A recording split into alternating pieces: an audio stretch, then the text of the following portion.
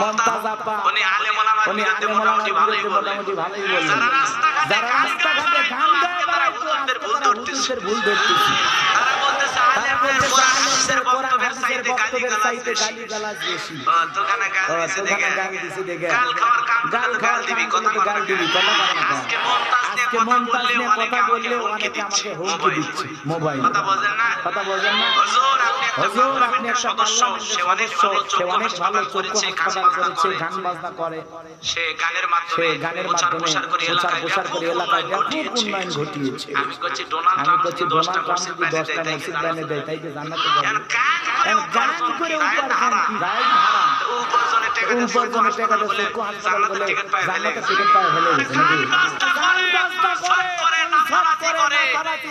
আজকে তারা সংসদে দাঁড়িয়ে আলেমদের বক্তব্য নিয়ে কানা ঘোষা। মমতাজ আপা উনি আলেম